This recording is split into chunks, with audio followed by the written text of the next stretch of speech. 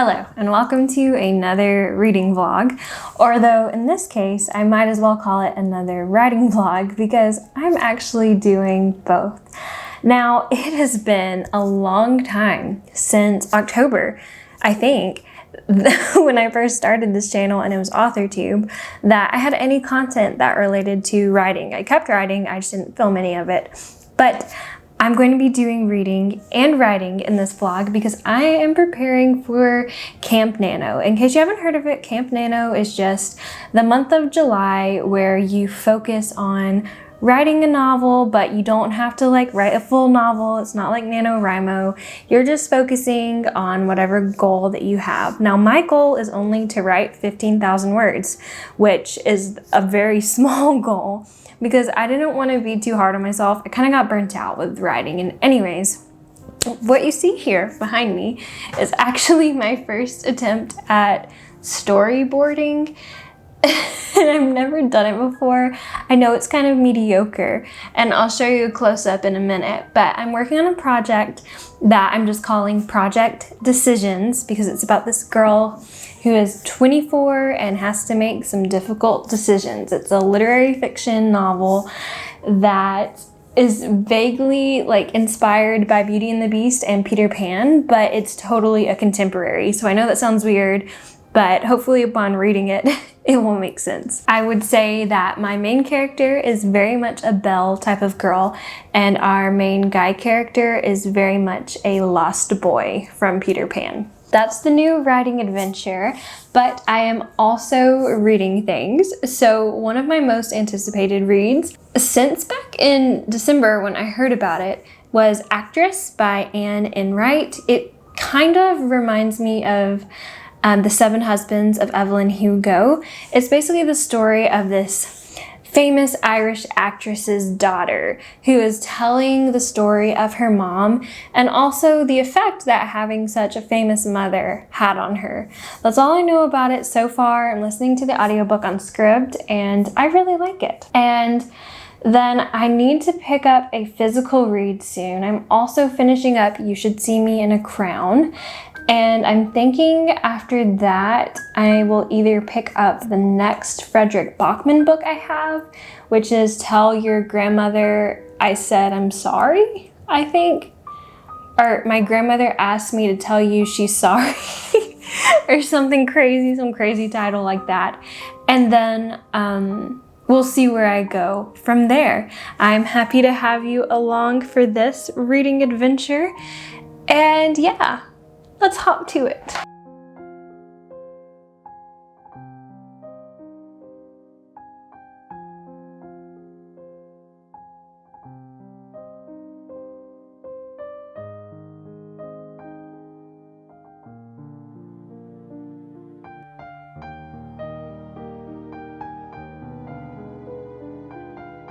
All right, time for another reading update.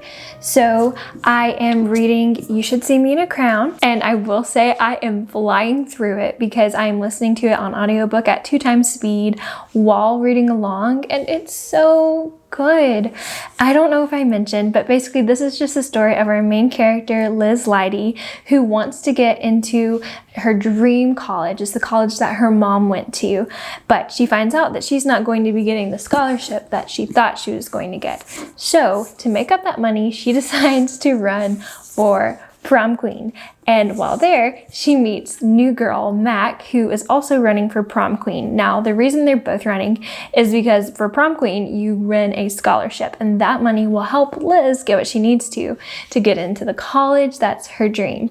So definitely a little bit of drama going on between Liz and the other girls who are running for prom queen. There's this main girl named Rachel who is the typical mean girl that somehow is really popular even though she is so mean and horrible. And I'm at a point now where Liz is also getting involved in a relationship with someone, and it's just sweet and well written, and I'm flying through it. I love the plot, and I think that Liz is such a fun main character. And I also started another book. I do not know why, but I also started The Hunchback of Notre Dame on a completely different note. And I wanted a really chunky classic to read, and so I picked this one up. And I think I'll probably read just like a chapter a day, but I'm not off to a strong start. I know that Victor Hugo sometimes has long passages of writing in his books where he just describes details a lot and goes off on tangents.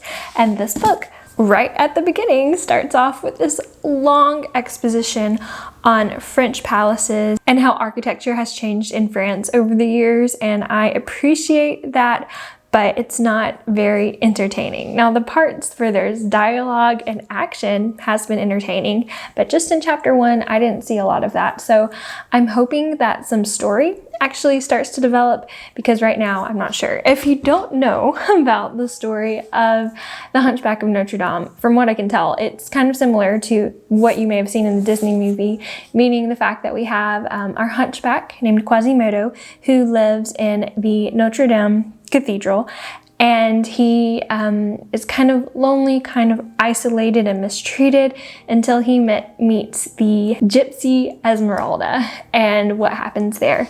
So I loved Les Miserables by Victor Hugo, and I'm hoping that I will love this one just as much. We'll see. And I may have already mentioned this, I'm not sure, but I'm also listening to the audiobook for Actress by Anne Enright. And to be honest with you, I'm not obsessed with it yet, and I don't know why, because it seems like something I should enjoy, but I'm not connecting very much with our main character yet. But I'm gonna give it more time. I'm not too deep into that one yet. And I also started reading an ebook today. I don't know what's wrong with me, but I started reading Writers and Lovers by Lily King because that was available for me on Scribd. And I'm liking it so far, but I'm not enough in it to really tell you much more about it, except the fact that it's following this writer who appears to be kind of down on her luck. She's living in like a friend's shed and writing a story, but also having to work like lots of shifts as a waitress. And something has happened with her mother. That's all I really know so far, but I'll keep you updated as I keep reading. Right now, I am about to have some leftover spaghetti squash because spaghetti's not good for me, so spaghetti squash is an excellent alternative. And then I'm probably gonna watch some Downton Abbey, have some dinner in Downton.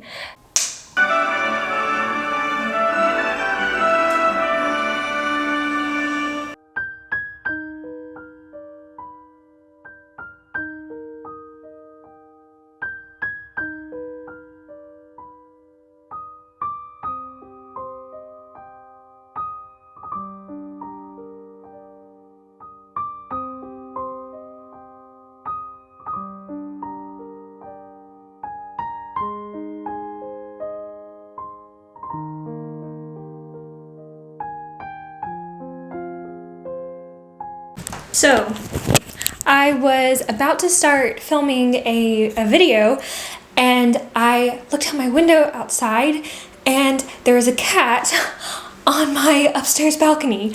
I don't know how it got up there because there's literally a gate around my balcony, but now I'm so scared that it won't be able to get off, but it looks like a wild cat, and I'll show it to you, but like this is very scary and I don't know what to do.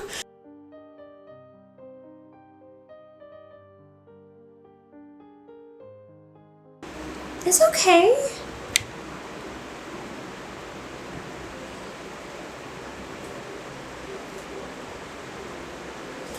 Oh my word. It's okay. Don't jump. For the love of God, don't jump. Do not jump. It's okay. Hi, kitty. We can be friends. Okay, so the way my lighting is, I don't know if you can actually see the cat right now, and in fact, it looks like my lighting just made me go completely dark, so I think you actually can see the cat. But regardless, I talked to my mom and she said that cats are very capable of climbing up trees, and it got up here somehow and it will be fine. So maybe I've just made a new friend. I think he's looking at the camera. I think he likes it. Oh, that's so nice to have a little visitor. So yeah, my day has been blessed with a cat. Hi. Hi. Hi, kitty kitty. Bye, kitty kitty. Oh no, I've scared it. Oh, I've absolutely terrified it. I'm sorry.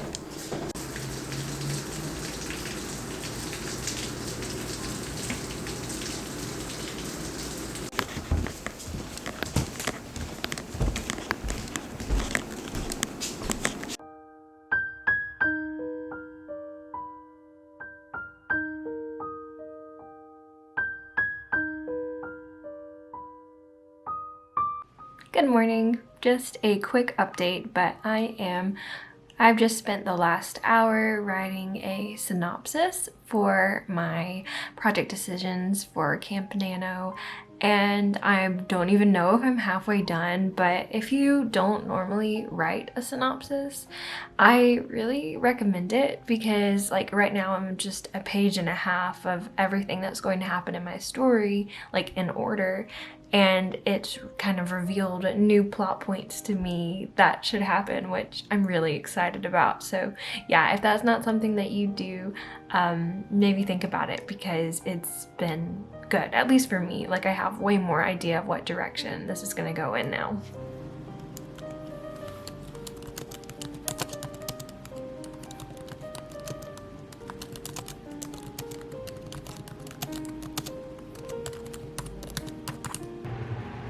I'm sorry, Liz. I'm really sorry.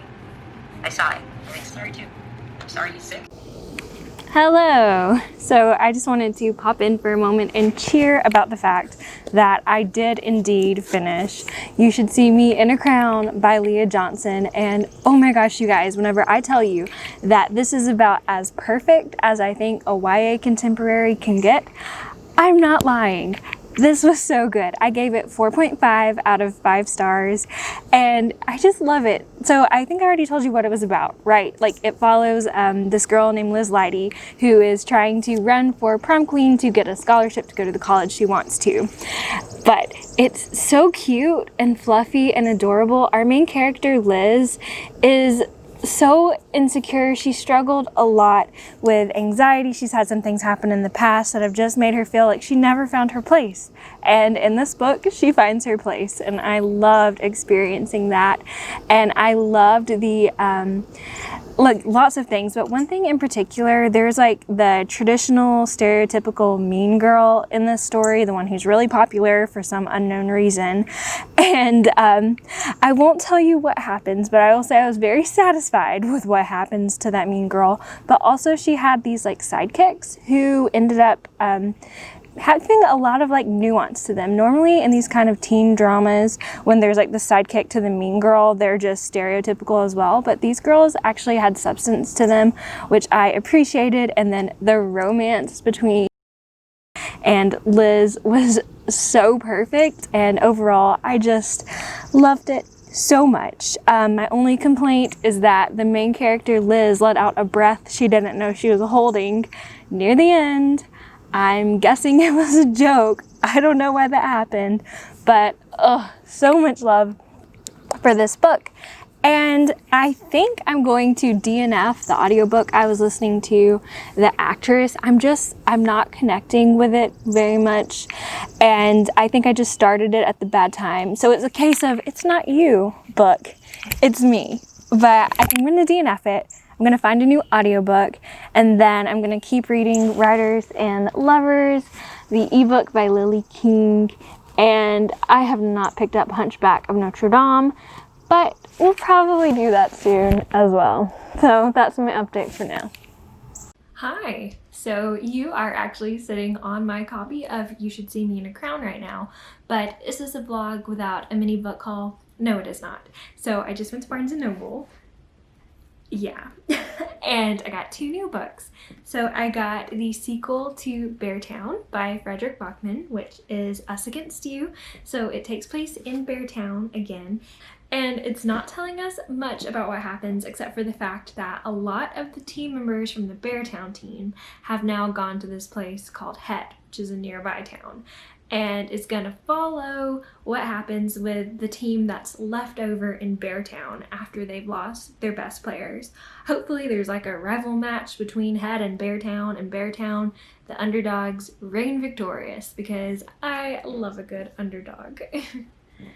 And then I also just had this book call out to me. I Capture the Castle by Dodie Smith. I believe it's like a modern classic, and from what I was reading, it's basically this 17-year-old girl's diary entries as she's practicing to become like a novelist and get more comfortable with writing. And it like follows her life, and it's kind of like a portrayal of what it is like to deal with struggles as you grow up, kind of coming of age, I believe. Follows her falling in love for the first time and capturing the castle of who she is as a person. So yeah, it sounds exactly like my cup of tea, and I can't wait to read that one as well. So maybe I won't buy any more books for a while, but I really don't know. Also, I'm back at my mom's house, so that's why I'm sitting on an air mattress, in case you were wondering. Alright, so I guess I've kind of done a terrible job vlogging, but I am, it's just not like a super great day, but I still want to. So I'm continuing to read Writers and Lovers by Lily King, and it's really good. I'm like over halfway done with it now. It's just really interesting, especially in planning my novel, and I even did some actual drafting of it today. Like, I love that I'm also reading a book about a writer, and it's really all about like the different guys that she meets and the effect that they have on her and her writing. So it's like romantic, and I'm learning a lot about what it's like to be a waitress because the main character is a waitress too. I feel like the main character is so relatable because she's like drowning in student loan debt and working as hard as she can, but still feeling like she never has enough. And like, just personally, I relate a lot to that, and also just to how much she loves writing. But it's also very honest about the struggles of writing, and how, for example, like our main character, sometimes like she spent like a month working on the same chapter, and she couldn't figure out how to make her character get down the stairs until she went on this like out with her friend, and then suddenly it just clicked. Or like she went to a writing retreat for 8 weeks and wrote like 10 sentences or something and actually fell in love. Like, it's the realistic part of writing with its struggles that I still don't feel like get enough attention that I really appreciated. And I don't really know how to describe it, but it has that particular bazing that would make it like a 5-star read for me if everything else works out, just because of the deep personal connection I have to the main character. And yeah. I also have been rereading the middle grade novel that I wrote today, which I guess counts as a book I'm reading. I just read the first like 3 chapters of it. I haven't looked at it in months. And it was nice to revisit it, and now, especially with all the time in between when I read it and when I first wrote it, like, I'm able to see some of its problems a little bit clearer, but there's also like a lot of good stuff in it. I wish it wasn't so hard to find beta readers, because I would love to have like beta reader feedback without having to pay someone to do it. But anyways, all of that stuff will probably come in the future, and yeah, it was super nice to just read my story and write a new story and read a story today. That's my whole life, is stories. Anyways, that's my update for now.